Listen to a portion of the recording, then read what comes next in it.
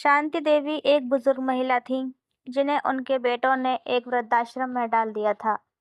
माँ को वृद्धाश्रम में डालने के बाद बेटों की हालत ऐसी हो गई कि उन्हें भीख भी नसीब न हुई। ऐसा क्या हुआ था उनके साथ, जानने के लिए देखिए शांति देवी की कहानी। मेरा नाम शांति है, उम्र 80 की हो चुकी है। जब लोग मुझे वृद्धाश्रम के चार दीवार में बैठे देखते हैं, तो शायद यही सोचते हैं कि मैं भी उन बुजुर्गों में से हूँ जिन्हें परिवार ने छोड़ दिया। लेकिन मेरी कहानी कुछ अलग है। आज मैं अपने दिल की बात बताने बैठी हूँ। वह कहानी जिसने मेरी आत्मा तक हिला दी। मैं पिछले 2 साल से वृद्धाश्रम में रह रही हूँ। यह सब कुछ ठीक है, खाना, दवा, संगत। लेकिन बेटा बेटी से दूर माँ का दिल कैसे चैन पाए। हर रात मैं अपने कमरे में अकेली होती हूँ तो आंखों के सामने वही दृश्य घूम जाता है जब मेरी बेटी राजन और उसकी पत्नी निशान ने मुझे यहाँ छोड़ दिया था। मुझे आज भी याद है उस दिन निशान ने बड़े ठंडे स्वर में कहा था, माँ जी, अब आपके लिए यही सही जगह है। यहाँ आपकी उम्र के लोग मिलेंगे, आपको देखभाल भी मिलेगी। मैंने बेटी की ओर देखा था, उम्मीद थी कि वह मेरी तरफदारी करेगा, लेकिन उसने सिर्फ इतना कहा, माँ, आपकी भलाई इसी में है। और मैं बिना कुछ बोले यहाँ आ गई। एक दिन आश्रम की माला बहन जी ने बताया कि 10 दिन की छुट्टी दी आ जाएगी, जो चाहे अपने घर जा सकता है। मेरे दिल में हलचल मच गई। घर का नाम सुनते ही आंखें भीग गईं। क्या मैं भी जाऊं? क्या मेरा घर अब मेरा है? लेकिन डर भी था, अगर उन्होंने फिर तिरस्कार किया तो। उस रात में मुझे नींद नहीं आई। अचानक मेरे मन में एक विचार आया, अगर मैं भेष बदल कर जाऊं, तब तो मैं जान पाऊंगी कि मेरे बच्चे मेरे बिना माँ को माँ पहचानते हैं, कैसा व्यवहार करते हैं। अगली सुबह मैंने अपने लिए पुराने कपड़े खरीदे, दुपट्टा, कंधे पर झोली और चेहरे पर हल्की काली। आईने में खुद को देखा तो मैं विकर्ण जैसी लग रही थी। अपने ही चेहरे से अजनबी हो जाना कितना अजीब लगता है। मैंने बहन जी से कहा, मैं अपने पुराने गांव जा रही हूँ, और मैं चल पड़ी अपने घर, लेकिन एक अजनबी बनकर। शाम को मैं अपने घर पहुंची, वही चौखट, वही आंगन, मगर अब मुझे पराया सा लग रहा था। मैंने दरवाज़ा खटखटाया। निशा यहाँ बाहर आई। मैंने हाथ जोड़कर कहा, बेटी, मुझे 2 दिन ठहरने की जगह चाहिए। उसने मुझे ऊपर से नीचे तक देखा और बेरुखी से कहा, हमारे पास जगह नहीं है, कहीं और जाओ। तभी मेरा पोता अमन बाहर आ गया। उसने मम्मी से कहा, मम्मी, इन्हें अंदर बुला लो ना, बड़ी दादी जैसी लग रही है। निशा अनमने मन से दरवाज़ा खोल दिया और मैं अपने ही घर में अजनबी बनकर दाखिल हुई। आंगन में कदम रखते ही मेरा दिल कांप उठा। यही तो मेरा घर था। हर दीवार मेरे स्पर्श को जानती थी, लेकिन आज मैं अपने ही घर में मेहमान थी।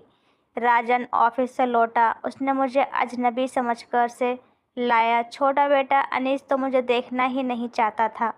रात को खाना खाया। निशा ने मुझे पुराने शॉल में 2 रोटी और थोड़ी सब्जी दी। मैं कांपते हाथों से खाती रही।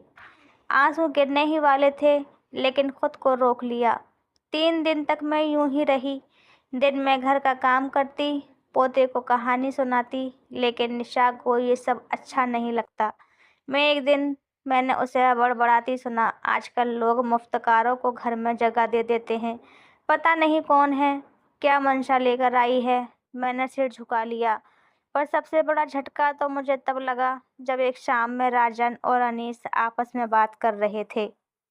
राजन बोला, माँ को आश्रम भेजना ही सही था। घर में रहती तो 2 वक्त टोक टोका करती। अनीस ने हंसते हुए कहा, हाँ भैया, और खर्चा भी कितना बढ़ जाता। आश्रम में आए तो कम से कम जिम्मेदारी, छुटकारा है। उनके शब्द मेरे कानों में तीर की तरह चुभे। मेरे ही बेटे मेरे बारे में ये सोचते हैं। उस रात मैं आंगन में बैठी दीवार को निहारती रही। क्या सच में माँ कभी बोझ होती है? उस रात जब मैंने अपने बेटों की बातें सुनी तो मेरी रग रग जल उठी। जिसे मैंने 9 महीने कोख में रखा, जिनके लिए दिन रात मेहनत की, वही कह रहे हैं माँ बोझ है। क्या माँ कभी बोझ हो सकती है? मेरा दिल फट कर बाहर आ जाना चाहता था, मगर मैंने खुद को रोका। अभी नहीं, अभी सही वक्त नहीं है। मेरे इस दरबरे सफ़र में एक ही रोशनी थी, मेरा पोता। अमन बेरोज़ मेरे पास आता, कहानियाँ सुनता और मासियाँ पूछता पूछता, अम्मा आप कहाँ से आई हो? आपके घर वाले नहीं हैं क्या? मैं गला भर के रह जाती। हाँ बेटा, लेकिन अभी मुझसे दूर हैं। उनकी मासूम आंखें देखकर मैं हर बार टूट जाती। एक सुबह मैंने देखा कि निशा अपने पति से कह रही थी, अब ये औरत बहुत दिन तक हो गई है हमारे घर पर, मुझे बिल्कुल अच्छा नहीं लगता, आज ही कह देती हूँ इसे निकल जाने को। राजन ने भी हामी भर दी। यहाँ ठीक है, ज़्यादा दिन रखेंगे तो मोहल्ले वाले भी बात करेंगे। ये सुनते मेरे पैरों तले ज़मीन खिसक गई। इतनी बेरों में ये लोग तो मुझे सड़कों पर फेंकने को तैयार हैं। 5वें दिन मोहल्ले में गणपति विसर्जन का जुलूस निकला। ढोल नगाड़ों की आवाज़ें गूंजी तक आंगन तक आ रही थी। लोग मेरे बेटे को जैसे देख रहे थे। सब कहते, देखो राजन भी कितना संस्कारी है, कितना अच्छा परिवार है। मैं भीतर भीतर जल उठी। काश इन्हें असली सच पता चलता कि संस्कारी दिखने वाले बेटे अपनी माँ को आश्रम में डाल चुके हैं। तभी मैंने निश्चय किया, आज ही सच बताऊंगी। शाम को जब आंगन में बैठे थे, निशा ने ताना मारा, अम्मा बहुत दिन रह ली क्या? नहीं और ढूंढ लो।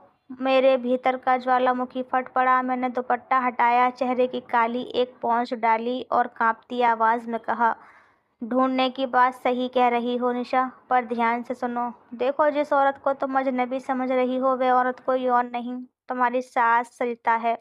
पूरा महीने से पत्थर का हो गया। राजन और अनीस के पैरों तले जमीन खिसक गई।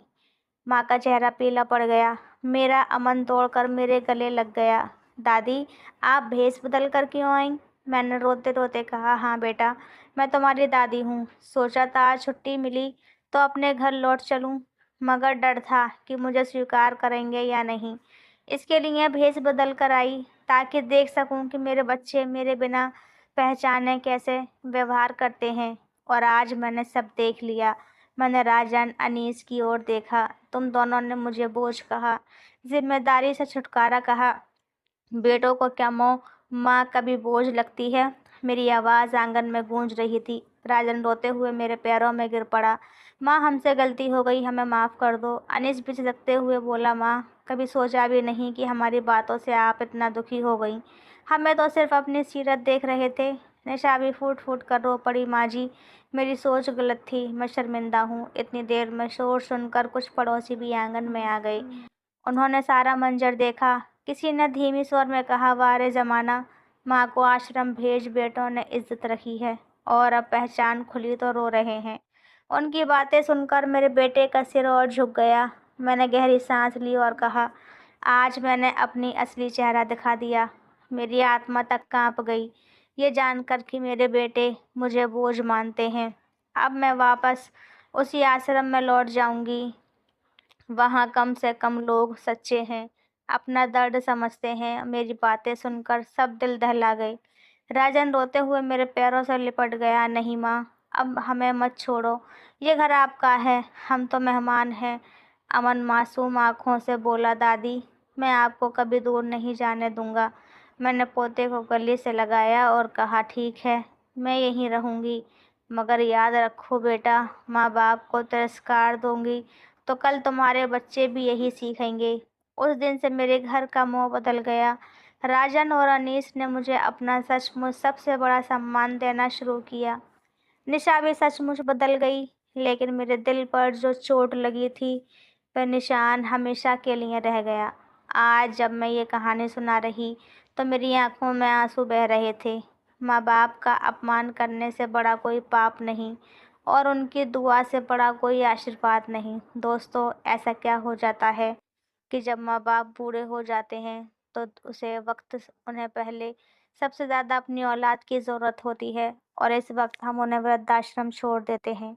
आखिर क्यों? क्या हमारी माँ ने हमें पैदा करके किसी अनाथालय में छोड़ा था? नहीं ना। तो दोस्तों, फिर हम ऐसा क्यों करते हैं? ऐसा क्या हो जाता है जो हमें अपने माँ बाप बोझ लगने लगते हैं? औलाद पर कितनी भी परेशानी आ जाए, माँ बाप दिन रात करके अपनी औलाद का साथ देते हैं। और वहीं दूसरी तरफ जब माँ बाप बूढ़े हो जाएं तो वही औलाद उन्हें बोझ समझकर एक वृद्धाश्रम छोड़ देती है। क्या उनका फ़र्ज़ नहीं है कि बुढ़ापे में अपने माँ-बाप की सेवा करें? शादी के बाद आखिर ऐसा क्या होता है कि बेटा बिल्कुल बदल जाता है? आखिर क्यों? मैं ये सवाल आप सभी से पूछती हूँ कि ऐसा क्यों होता है? अगर इसका जवाब आप लोगों के पास है, तो प्लीज़ कमेंट बॉक्स में ज़रूर बताएँ। दोस्तों, आपकी क्या राय है? अपनी राय कमेंट बॉक्स में ज़रूर दें और आपको ये कहानी कैसी लगी, ये भी ज़रूर बताएँ। अगर अच्छी लगी हो तो प्लीज़ वीडियो को लाइक और शेयर कीजिए। चैनल को सब्सक्राइब कीजिए। कल फिर मिलते हैं एक नई कहानी के साथ। तब तक के लिए धन्यवाद।